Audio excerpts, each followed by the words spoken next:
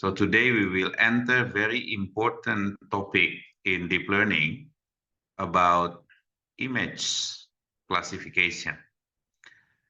The state-of-the-art models of this image problem is convolutional neural network and Fission transformer.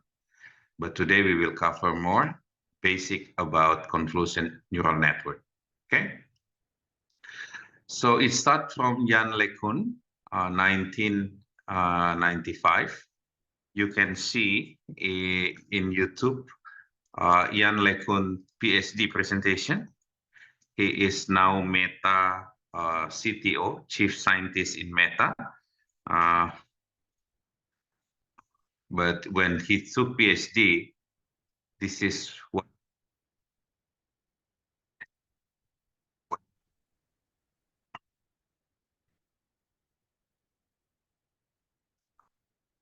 this is 1989.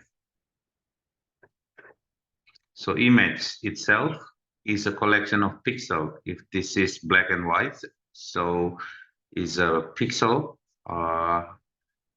The accuracy at this time, 1989, is already 80, maybe about 80 or 90%. It used a model called convolutional neural network that proposed by Jan LeCun. And we will learn today Jan LeCun first model called LeNet5. Okay. So the material is taken from the Day2L books, but I hope you can take this chapter 7 as your homework to read. Yeah, it's very important to read books. Yeah. Okay, so convolutional neural network dealing with image data set. So in computer vision, we have 4 basic problems. Given collection of images, if I give you new image, can you do classification? Can you locate the object of interest like cat? Can you detect how many cat, dogs, and duck? Or can you do segmentation? Separate the background with the object of interest of cat, dog, and duck. So this problem is not simple problem, because if you handle this problem without AI or without neural network, there's a lot of method we have proposed before in academic community, but it's very hard problem for non-neural network algorithm. But with deep learning or neural network now, we can handle this problem much better, because with neural network that you learned last week, we can prepare features. And with convolutional neural network, convolution layer will prepare features for your multi-layer perceptron. So before I continue, I will summarize your learning last week about multi-layer perceptron. So here's we have the data for classification, binary classification, let's say these patterns. So you have features here, X1 and X2, or combination of the features. And then you design the architecture, because this is a very simple multi-layer perceptron, or sometimes we call it feed-forward neural network. Yeah. So I make maximum capacity. I change this to ReLU. Okay. I use regularization to make sure that the error or loss function is not bloated too big or going too small, which is I use regularization here. And I use dropout regularization as well. So all of the weight parameters that is not being used during the training can be eliminated. And we train the model. So in this case, if you see the features, input features is only 2 dimensions. But what about image? I have image with 32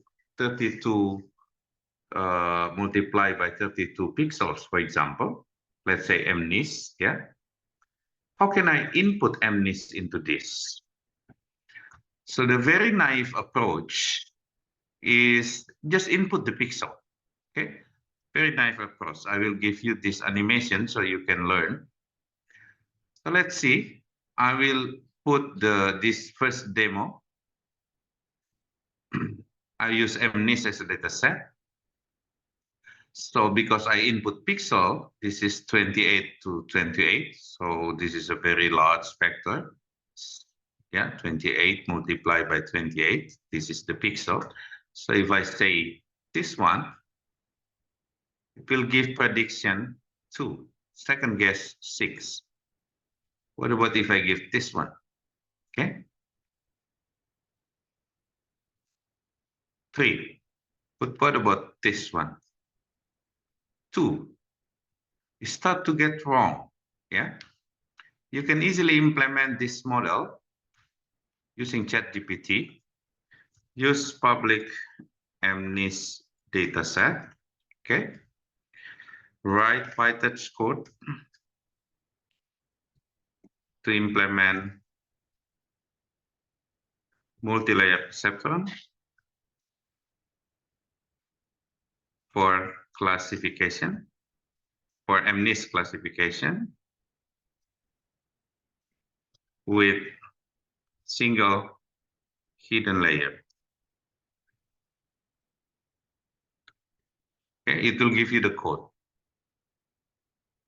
Then you can open the collab. Later you can practice more with JC for this. But I just give you example, the process of how you can do that. Yeah. So this is the model. The input size, okay, hidden. You can change like Adam Harley demo, but pass here. Let's connect. It's better you use GPU, but you need to tweak here your prompt, use GPU, so it can give you the code for CUDA like this, yeah? Okay, and then you train the model.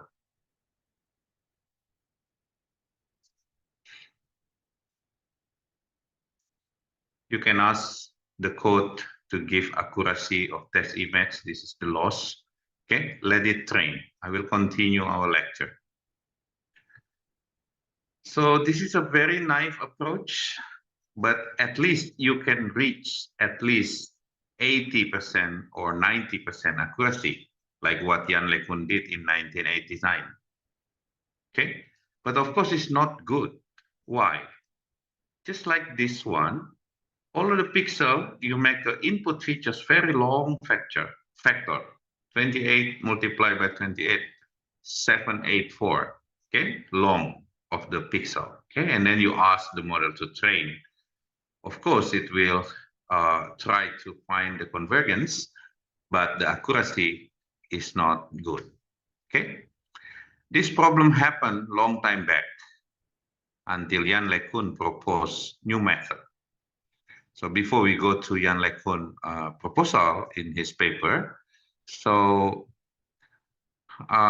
for some experiment, Google prepared data set called ImageNet, and Google at that time make a computer vision competition to compete the accuracy of convolutional neural nets. Okay. The problem with image is they can be cluttered, they can be occlusion, they can be interclass variation, camera pose, illumination of the light, deformation. This all challenge is considered. So if you use this simple model, of course, it's very hard to handle these invariants. And Jan LeCun say like this. This is the very initial idea of Jan LeCun. So he said, before you put into multi-layer perceptron, put some layers like automatic features extraction. So if this is 32 multiplied by 32, which is high dimension, let's put it into 50 features layers, only 50. It's kind of dimensionality reduction from 32 multiplied by 32 to 50, but at least what you put into multi-layer perceptron or feed-forward neural network is smaller features. Okay. So this is what we call convolutional neural network. And the multi-layer perceptron that I saw before, this later on we call it dense layer, okay, because it's only full of dense. Okay, so imagine this animation, but you have additional convolution layer before features input. Okay, this convolutional layer will help you to find best features to put into this multi-layer perceptron or feed-forward neural network. That is the basic idea. Okay, and let's see back again to Adam Harley demo. So what about we implement Jan LeCun? Jan LeCun say, put one convolution layer, downsampling layer, second convolution layer, and downsampling layer. Only 4 additional layer before fully connected layer that usually we call it MLP, multi-layer perceptron, or dense layer. It's the same thing. So with this, you can have better, but still sometimes you get some misclassification, yeah? Okay, they call it 7. Okay. So why? Because this model is a very beginning of the convolutional neural nets. This is in 1989. Okay. So when you learn in chapter 7, you will learn Jan LeCun model. Yeah. So it gives you the background, why did he Jan LeCun found about invariance. Okay. What constraint MLP. Okay. All of this background. Please read it. Worth to read this book. And then it gives you explanation about what is convolutional neural network. Okay. Okay, let's back here. I jumped from one point to another point, but I hope you can rewatch again this lecture. But since Jan LeCun, there's so many models proposed by ImageNet large-scale visual recognition challenge provided by Google. And as you can see, each year, the winner of this competition add more layers of convolutional layers. Okay, so in 2015, MSR, Microsoft Research America, have ResNet. This one is 152 layers deep. Okay, so deeper the convolution layer for features extraction, better the result of classification. So where did Jan LeCun get the idea of convolutional neural network? It's not his only idea. So it's coming from 1959 when Hubble and Wiesel do this experiment. He put a cat into a very dark room without light, and then he gives some stimulus of light, and then he measured the brainwave. So the result of this neuroscientist experiment is the brainwave making a peak when have stimulus. This kind of experiment result is just like in physics. If you find this kind of result, maybe the activation of the brain is just a simple function. Okay? So if the brain contains neuron, then neuron only perform simple activation. Okay. In modern neural network, you call it activation function like ReLU, Tanha, etc. But this is the basic. And then takes about 20 years until Fukushima from Japan proposed a model of layered, sandwich architecture that said that before we analyze, we can extract the features in layered. And then Jan LeCun improved Fukushima neurocognitron to become convolutional neural network that we know today. After Jan LeCun, there's many models that we will learn next week about modern convolutional neural network, but this is part of the history. The first model called LeNet 5. Yeah, you can find the original paper of LeNet 5. Okay. This is in 1998, he published, maybe, yeah. So this is very legendary paper of convolutional neural net. Please read it, yeah. So it's very simple model, only image, and then convolution layer, downsampling layer, convolution again, downsampling again, and then fully connected layer. The convolution layers and downsampling help to pick the lower dimension features for fully connected layer. Okay, so let me continue. So when you do convolution neural net, you will deal with many architecture. But just like this kid who playing Lego, so all architecture need to be tested with many experiments, consume GPU. So when we do image, we actually reusing architecture instead of building new architecture. Unless you have your PhD time and want to do new model. So if you go to, let's say, Hugging Face community of AI community and go to the model, here you can reuse many pre-trained models. So spend time in here, in computer vision area here. So there's so many models for computer vision, image classification. There's VIT, okay, ResNet 5. Okay, so many. So Hugging Face provides you API called Transformer Library to reuse pre-train or to train the model based on predefined architecture. Don't make your new architecture. Usually, if you are master degree students, you improve architecture instead of you make new one because it takes time and money for GPU. Okay, so spend time in Hugging Face looking on the computer vision area. We will cover vision transformer later. So now let me explain you how convolution neural network works. But I will use this animation for you so you don't have to memorize. Okay. So what is convolution layer? Convolute is a mathematical function that if you have input vector, you can convolute like filtering. You can convolute, yeah? You can see in Wikipedia. So convolution process is just like this, yeah? You make a filter like smaller filter, and then every time it hit the target, it performs dot product or dot matrix product. The dot matrix product is actually becoming scalar. So convolution result will be another image, yeah?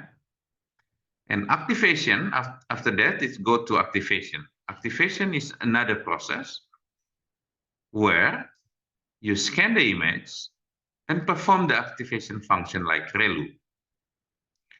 The result is another image.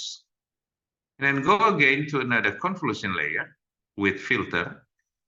The filter size becoming hyperparameter of the architecture. Okay, and how many convolution layer, how many activation and downsampling will become the component of the architecture. Here, max pool, yeah, max pool is downsampling. Okay, so please use this tool for you to understand that after this process, you will find the output is actually the most important features for dense layer or fully connected layer. Okay. So convolution process, you define a filter and then you scan, convolute. Every time you hit the target, you perform dot product and then capture the result. So it's becoming hyperparameter like column size W, H, and D, number of filters, spatial extents, stride, yeah? You can get the explanation of all of those in this animation, okay? Please read this animation so you can familiarize yourself with the convolution process, max pooling process, and ReLU process, okay? You have to understand the hyperparameters like input size, yeah, padding, kernel size is the filter or kernel, And the stride is the step it takes, how many pixels to move for scanning the target image. Okay, ReLU activation. Okay, so spend time. There's also video about this, so you can understand the basic element of convolutional neural network. Okay, I continue. The pooling process is actually downsampling. Sometimes we call it max pool, yeah? If the image growing too fast, becoming big, you can take only important or bigger number, yeah? So you max pool, down pooling. And what we call convolutional neural network architecture is actually how we structure convolution layer, ReLU layer, convolution, max pool.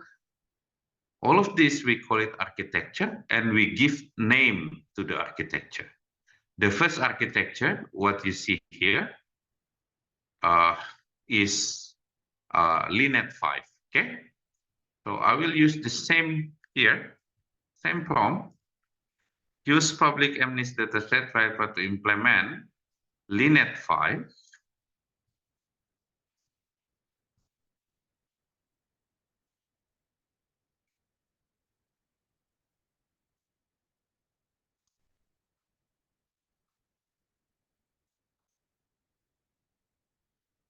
Okay, let's see. This is your first training accuracy, even single layer is 97.91%. Okay. The problem with this model is generalization and accuracy. Sometimes you give new data, it going back. Means that MLP is not well generalized for the image. Okay. But let's see if we implement LINET 5. Copy the code.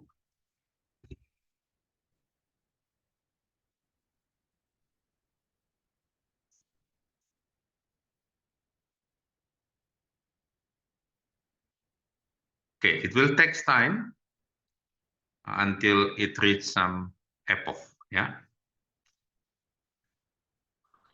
Okay, so let me continue. So spend your time here to understand, yeah, the basic of convolutional neural net. You can also get in appendix some animation of the process, convolution process in the slide. I will leave the slide, okay? Now let me brief you what you will do in industry or in your research in real world. Now we have so many low-code platforms, yeah? So you can see here, Landing AI. What is this? Spend your time later on here, upload image, label it, call the model, yeah? And then get the API as a result, landing.ai, okay? This is low code. Another one, Ultralytics or YOLO, yeah? Similar, but it's very focused on YOLO model. You can sign up here, okay? We don't cover today, but hopefully next week. But today we will focus only in LINET 5. But with YOLO, you focus on collecting images like, for example, cancer, virus, for virology, or protein folding. And then you can label it, yeah? And then you can use ultralytic YOLO model. Okay, this is one of the state of the art called YOLO. And then you can get the result of the training, pre-training, and then you can call the API for inference. Other important libraries, super gradient and data gradient. Okay, this is also part of your learning during learning convolutional neural net.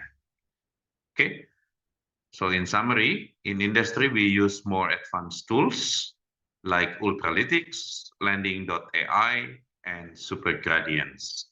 But for now, let's focus on learning the very basic historical model called LINET 5.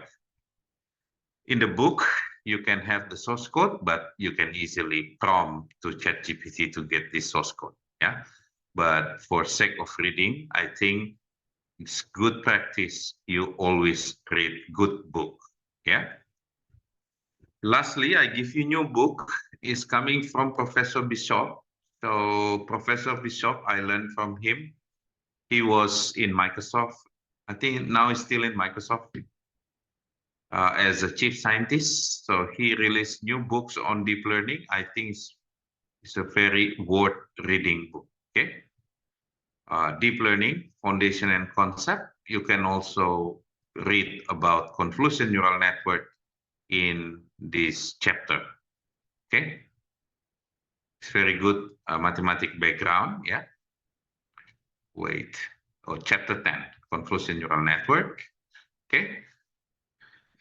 So this book, I hope becoming your homework and our mandatory book D2L.ai. Okay, let's see the training result. 98.99%. Okay, how many improvement in terms of test image accuracy? I think it's only 1%. Yeah, maybe around 1%. But generalization is better. Means that if you give new data, the model understand better. But MLP generalization is not really good. Okay, that's it from me. I hope you read the paper of Jan Lekun and read the books, 2 books chapter from Professor Bissoff and from Professor Alex Mola, our book here. Okay, any question before I give it to Jesse? There's a question from. Okay, all of the link I show will be in this, yeah? Okay, what else? This one we will learn next week. This is modern neural net, convolutional neural net, but you can start to see some models, but we will cover next week, yeah? This link is much more advanced architecture other than LeetNet. Sir, Okay. provide the drive link for the books, if possible. It's already in the Google Drive, yeah? Okay, sir. Okay, there's a folder called books. I Okay. hope you read this book, yeah? I also read this book, so it's good Sir, for you to get the mathematics in this book because you will write paper in your master degree. So you need a consistent mathematical notation. So this kind of foundational books help you a lot. Yes, Ramzan.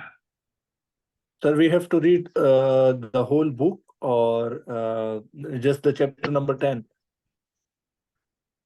If you have time, I think you should read the whole book from Professor Christopher Bishop. Yeah, he initially write this. All Microsoft employee at that time is a mandatory book from Bishop. This formation, yeah. But I think it's hard to read end to end. So just read chapter 10 together with chapter 7 in D12. Yeah. But if you have passed this course and you have time during your vacation, maybe it's a lifetime reading books. Yeah. Yes. It's a very foundational, very clean explanation, not like me. Yeah. I'm limited in explaining to you in 30 minutes or 1 hour. But Yes. this book is better. Okay. Okay, sir. Thank you. Any other question? Okay, don't worry about code implementation. Later you will learn Hugging Face. There's a lot of code here. You can just call it, reuse it, yeah. Also, you will use ultralytics, super gradients, and landing AI. There's so many tools. What you need to learn is the architecture. And then you can prompt the basic code, yeah. Okay, if no question, I will give to JC to practice more LeetNet 5 model. Please, JC. Okay. Let me share my screen first.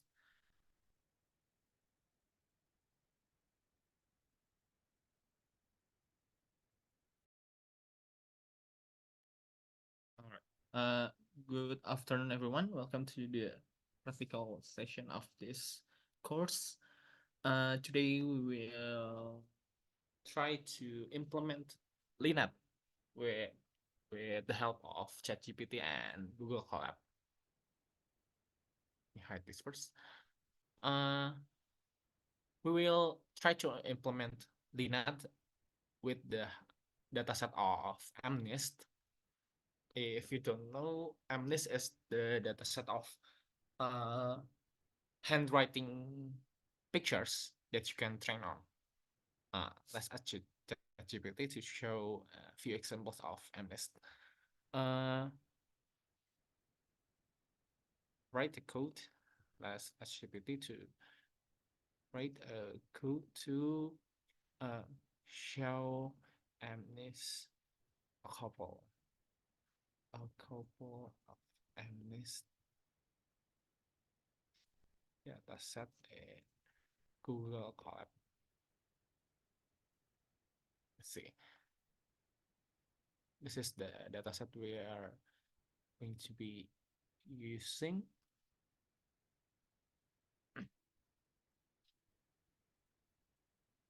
Oh, we can use the change runtime with the T4 GPU for GPU free service that Google Colab giving us. So we are not going to use CPU. Let's see, they are connecting.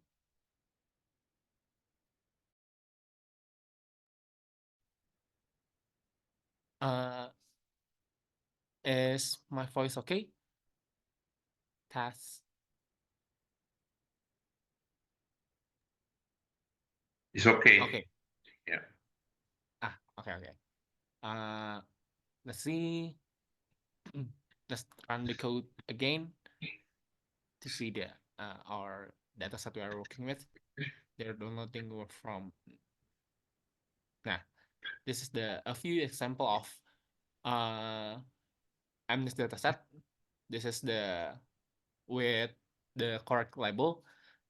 As you can see, some of the dataset has some weird writing pictures, like this is 7, even though this looks like 5. Let's see a much bigger number.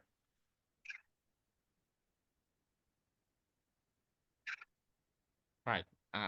This is 2, and this is basically some of the wrong label. Let's see. We are using TensorFlow MNIST. Okay, what if we want to learn to train this dataset with Linet algorithm? We can ask ChatGPT, write code. Let me to implement Linet with PyTorch. We are using PyTorch.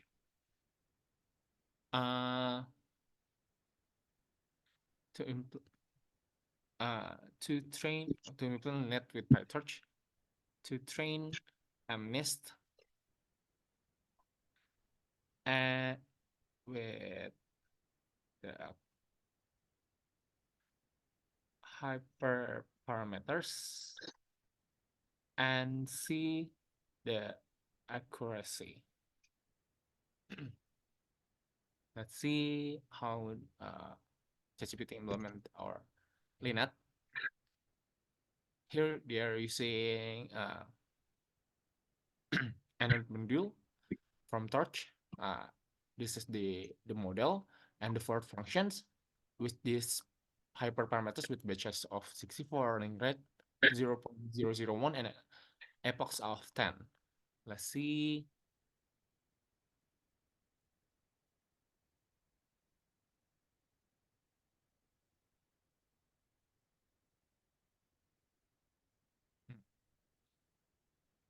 This train might take a while. Never mind. Oh, they're downloading a new MNIST dataset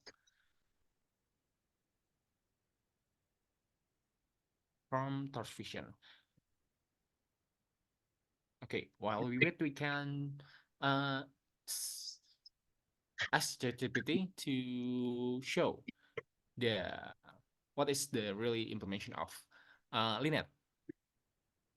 Uh, let me share the prompt with you all. Uh, this is the first prompt, and this is the other prompt. I hope you can all uh, do this practical session with me. All right. That's all the two prompts, and let's see.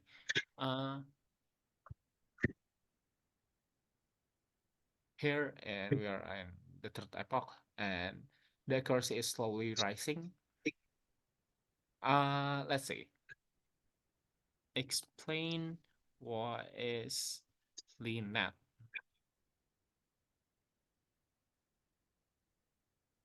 This is basic idea. It's a convolutional network or CNN that made designed by Yan Lei-chun or Lin Bu-tu, Yashin Lin-yu, Patrick Heff in 1988. Nah, here's the key components with convolutional layers, fully connected layers, uh, from uh, 120 neurons. It has 84 neurons, and the third has 10 neurons, corresponding to digit of 10 digits, or base 10 digits, which is 0 to 9, and has activation functions, flattening before entering the fully connected layers. This maps the convolutional layers before are flattened into a vector, and we have softmax activation. So we can understand the context better. We can copy this text to our collab and save it for later. See, right? Or the model is still training on the ninth epoch. Let's see. All right, the model is finished training, and the final accuracy on the test set is 98.97%, which is quite good. Let's see. What if we want to see the image and the correct code, the correct label and the predictions? We can ask ChatGPT, write a code to plot the the predictions, the predicted prediction image, and the correct label. Let's see if our code is good. See, in here we are going to show 5. Let's see if we can change it to 10.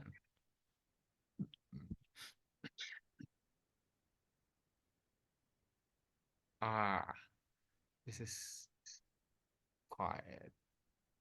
This is not quite right. Let's see. Or maybe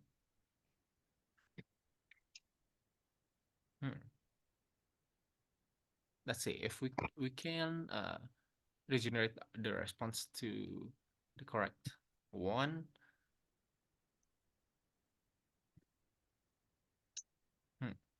Let's copy the code and paste it again.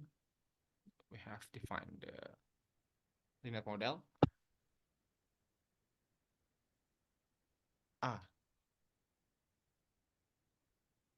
Linear model.pth.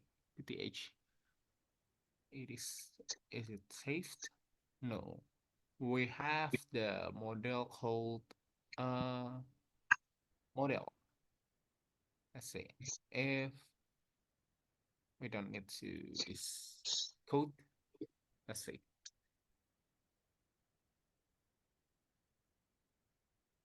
All right. Uh, Here's some the correct label and the predict label. We, as we can see here, the handwriting of MNIST dataset, this wiggle around with the correct label of 5, and the predicted label we trained is 8. Though is it is look like an 8, like an 8. Uh, we have 3 predicted 3. This is right. This is one wrong. The correct label is should be a 6, but the model predicted as a 3. This is also wrong, though this is one is right. I'm sorry. Uh, with the predicted label of 3. Let's see. Uh, if we can change the what's called the hyperparameters to another values, if it's going to be better. Let's see if we can change the learning rate to 0.03. Change the learning. Let me paste the code first for before. I mean the prompt. All right. Let's try changing the learning rate to 0.03.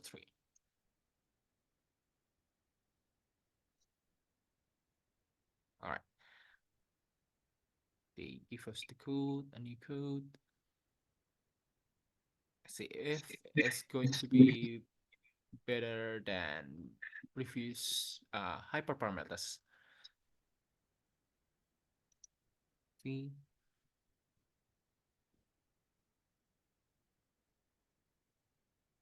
this might take a while again. With number of epochs of 10, right? See, they are using they're using CUDA if touch CUDA is available. CUDA is a kind of GPU, or else they are using CPU. On this runtime, we are using the T4 GPU, so we hope this is going to be better.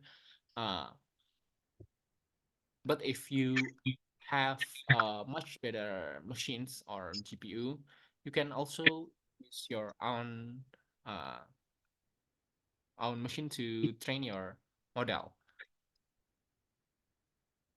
In here, we are not going off with a really good start compared to previous training.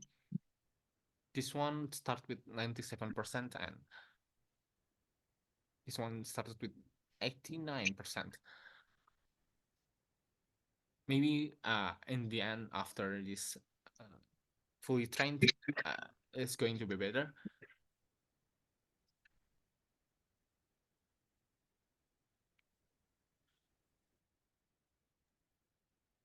Let's see. We can, while we wait, maybe we can see the implementation of Linet other than using it on MNIST. This MNIST is some type of OCR. OCR is, let me search that. OCR is optical character recognition, which is the way of computer read or handwriting or even pictures of words that they can read. So let's see what are other implementations of, let's see, of Linet other than using it on MNIST.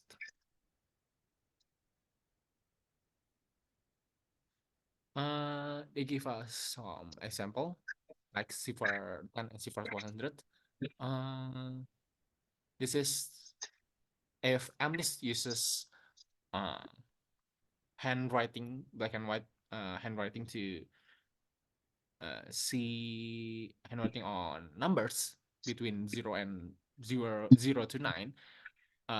It can also be used to on CIFAR dataset, which is consists of 32 by 32 color images across multiple classes, which maybe will take more time. All right, this our training is finished, which comes which with worse training accuracy. So maybe we can tune these parameters so our uh, learning accuracy, final accuracy of our model is be better uh, other than previous ones. Uh, so you can just try to change the hyperparameters. Maybe you can change the batch size, the learning rate, or epochs. Maybe we can ask ChatGPT later. Let us see the implementation first, other than MNIST. There are ImageNet.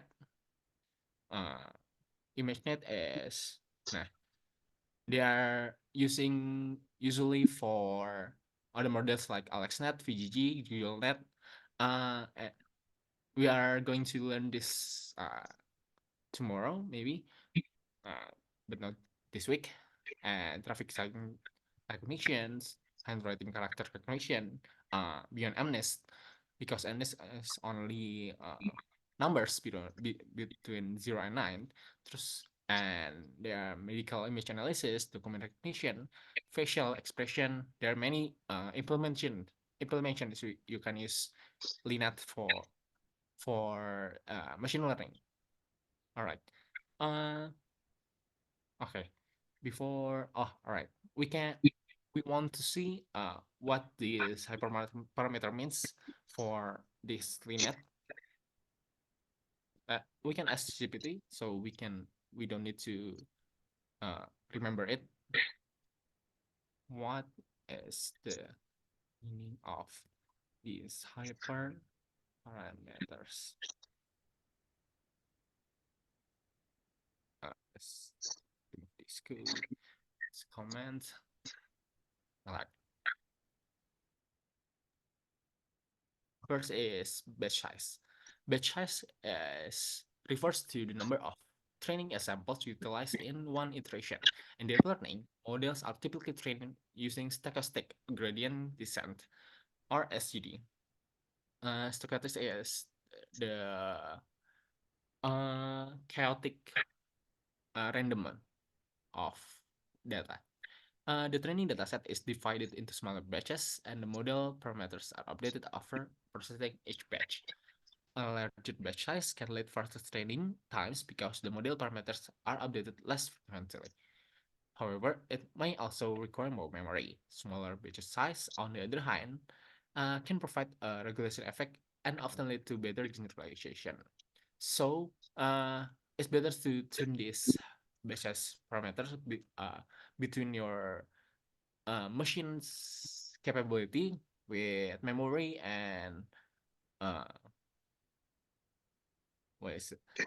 Um, with your machine's memory. If it's if your machine have higher memory or better machines, maybe it's better to have uh specialized base size for perfect for your machines. Then we have the learning rate of we are using here is 0.03, which is worse than the first we are using is 0.001. What is the learning rate?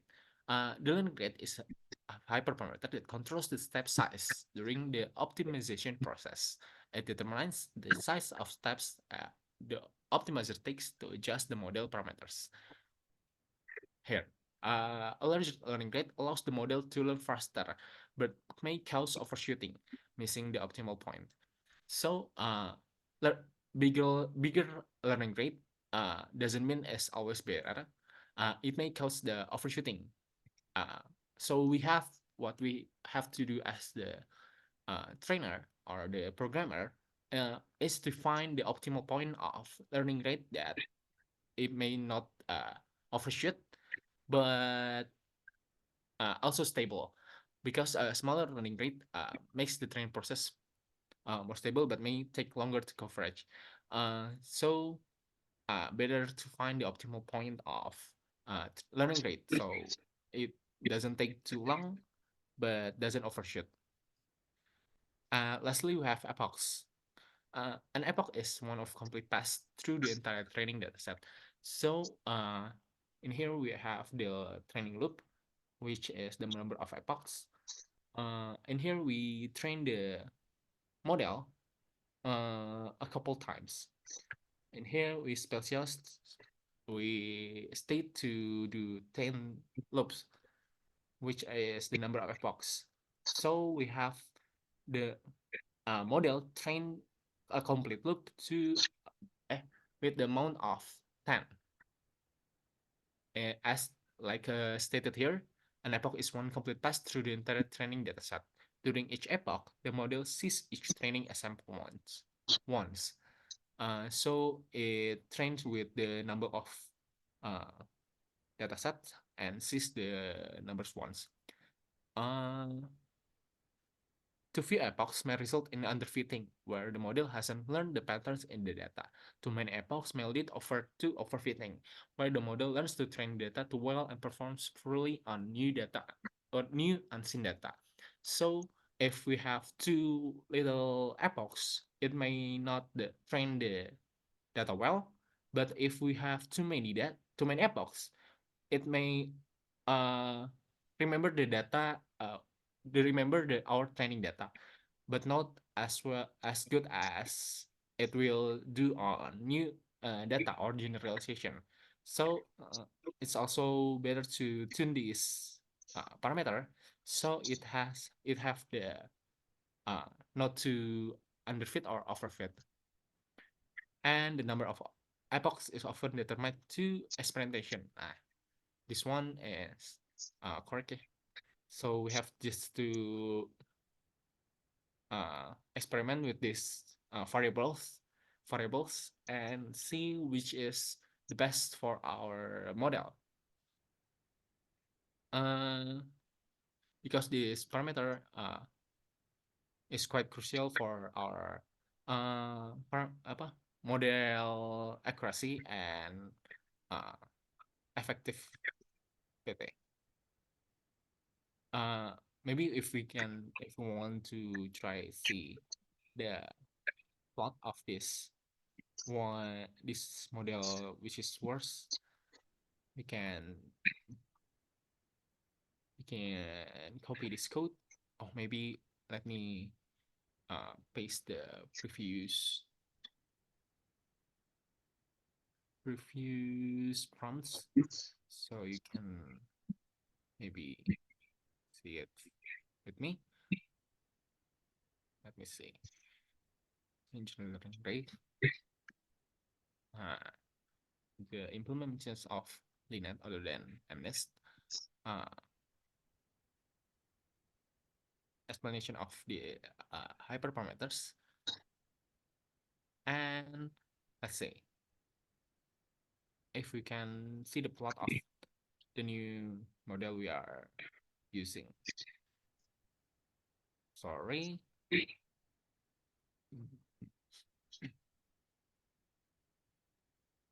See if we data set.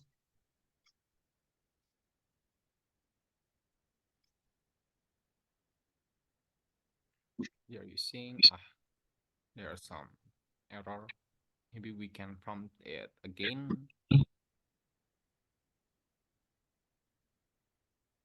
Let's see.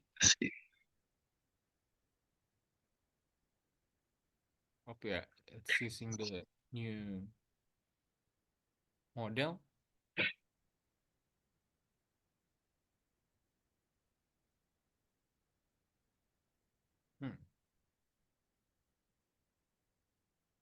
Let's run the code.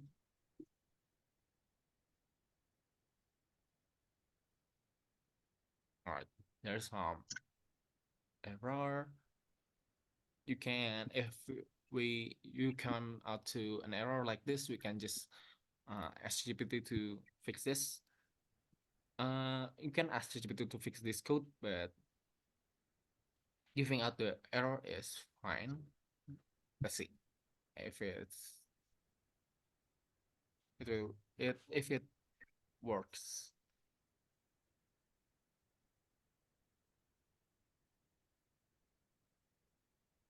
Maybe it will error in here again, right? Because we don't have the model loaded.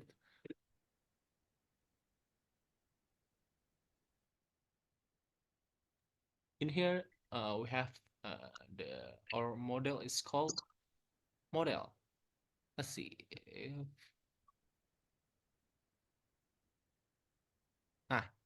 this one is right. Let me copy the whole code, maybe because we are editing it. Oh, too long.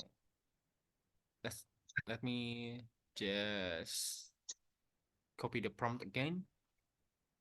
Let's see. Can try. Oh, this is the error. Let me this one first. So this one first, and if it throws error, just copy the error and throw it on the ChatGPT. This one, let's see our result. This one, the correct number is 5, but predicted is 6. The correct number is 0, but predicted 6. This one is wrong. This one also wrong.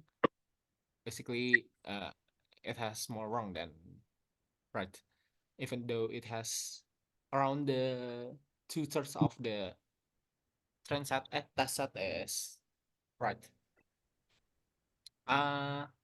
Maybe that's all for the net on our training. Thank you, JC. All right. Yeah. So I hope you can watch again the recorded session and then practice with ChatGPT for LINET 5. Next week, we will learn AlexNet, VGGNet, GoogleNet, DenseNet, and ResNet, all of the modern neural network, convolutional neural network. And we will also cover Fission transformer later on after we learn attention and transformer. So make sure you are familiar with LINET 5, because the rest is just the architecture and many methods for regularization and normalization that define the modern convolutional neural net.